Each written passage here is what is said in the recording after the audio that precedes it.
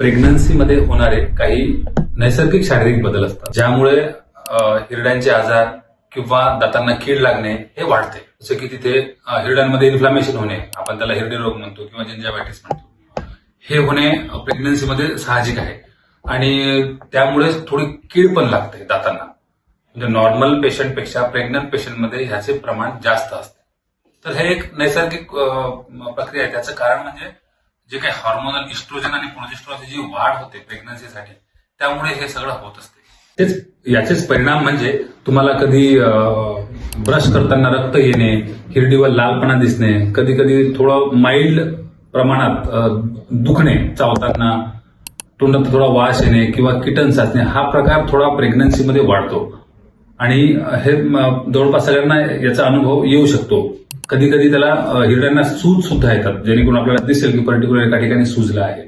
तर बॉडीचा जो रिस्पॉन्स आहे आपल्या किटनसाठी तो अॅग्रेवेट झालेला असतो प्रेग्नन्सीमध्ये, म्हणून त्याला जिंजायटिस किंवा प्रेग्नन्सी ट्युमर्स हा प्रकार आपल्याला आढळून येतो.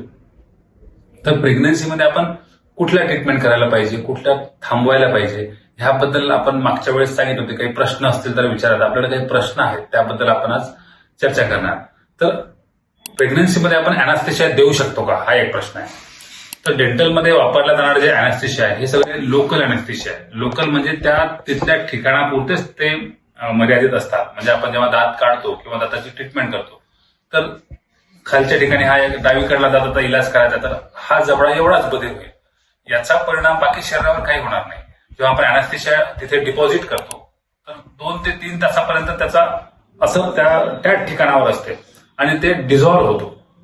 त्यामुळे अॅनास्थेशियाचा जो रिकमेंडेड डोज आहे त्या डोजचा आणि त्या अॅनास्थेशियाचा आपल्या शरीरावर काहीही परिणाम होत नाही. त्यामुळे अॅनास्थेशिया देणे हे कम्प्लिटली सेफ आहे प्रेग्नन्सीमध्ये. प्रेग्नन्सीमध्ये दातासाठी जर गोळ्या घेतल्या तर त्याचा बाळावर परिणाम होईल का, हा एक प्रश्न आहे. ऑफकोर्स प्रत्येक गोळीचा बाळावर परिणाम होतो, पण आता काही गोळ्या ज्या आहेत त्या तुम्हाला स्त्रीरोग तज्ञ सुद्धा रिकमेंड करतात. काही अँटीबायोटिक्स आहे किंवा काही माइल्ड पेनसाठी वापरणाऱ्या गोळ्या ह्या सेफ असतात. जसे की अमॉक्सक्लॅव आणि साधी पॅरासिटामॉलची जी गोळी आहे ही प्रेग्नन्सीमध्ये सेफ आहे. अजूनही काही अँटीबायोटिक्स आहे, हायर अँटीबायोटिक्स, ज्या प्रेग्नन्सीमध्ये सेफ आहे.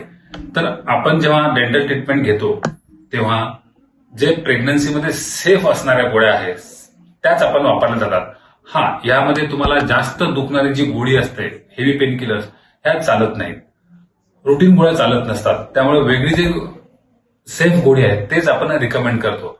आणि ह्या ज्या मेडिसिन्स आहेत ह्या पुन्हा तुम्ही तुमच्या स्त्रीरोग तज्ञाकडून कन्फर्म करू शकता की ह्या तुम्हाला प्रेग्नन्सीमध्ये चालतात की नाही.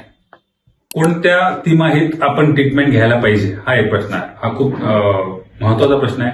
जसं की पहिल्या तिमाहीत आपल्याला हार्मोनल फ्लक्च्युएशन खूप जास्त असते. त्यामध्येच बऱ्याच पेशंटला, बऱ्याच महिलांना वॉमिटिंग सेन्सेशन येणे किंवा काही वास सहन न होणे हे सगळं असते. आणि डेंटल ट्रीटमेंटमध्ये आपण जवळपास तोंडातच काम करतो. काही मटेरियल्स असतात, काही लिक्विड्स आपण वापरतो किंवा इन्स्ट्रुमेंट्स आहेत.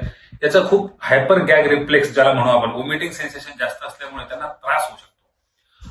आणि त्यासोबतच अजूनही काही गोष्टी आहेत ज्यामुळे आपण पहिल्या तिमाहीत बहुधा ट्रीटमेंट आपण करत नाही किंवा टाळतो, जर इलेक्टिव्ह काही प्रोसिजर असेल तर.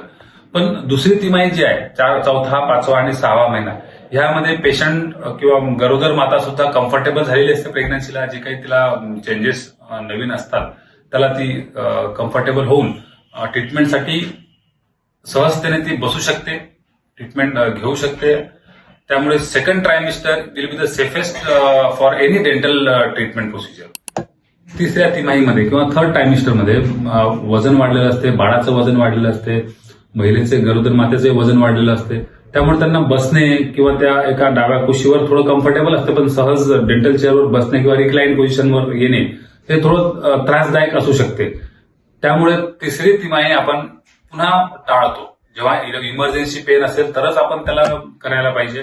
अदरवाईज ते medicinal management will be better for third ट्रायमिस्टर.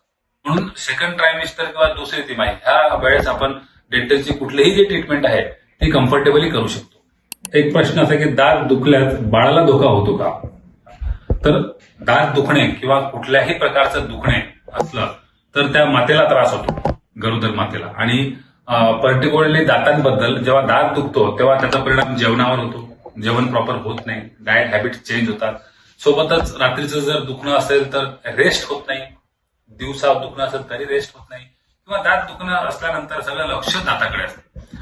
त्यामुळे जे माइंडफुलनेस आणि जे गरोदर मातेला स्वतःचं मानसिक आणि शारीरिक स्वास्थ्य व्यवस्थित ठेवण्यासाठी जी गरज असते ते दात दुखीमुळे ते डिस्टर्ब होते. आणि त्या डिस्टर्बन्समुळे, त्या पेनमुळे त्याचा पुन्हा रुटीन बदलतो आणि त्या रुटीन बदलल्यामुळे बाळाच्या गरोदरपणावर किंवा बाळाच्या वाढीवर परिणाम होऊ शकतो. आणि खूप जास्त सिव्हिअर पेन आढळल्यास काही केसेस अशा लिटरेचरमध्ये आहे की ज्यांनी बाळाला लवकर जन्म देणे, म्हणजे 7व्या महिन्यात 8व्या महिन्यात प्री मॅच्युअर बर्थ आपण ज्याला म्हणू, हे सुद्धा प्रकार डेंटल पेन सोबत आढळले आहेत. त्यामुळे डेंटल पेनचा डायरेक्ट परिणाम बाळावर जरी नसेल तरी मातेवर होतो आणि त्यामुळे बाळावर परिणाम होतो.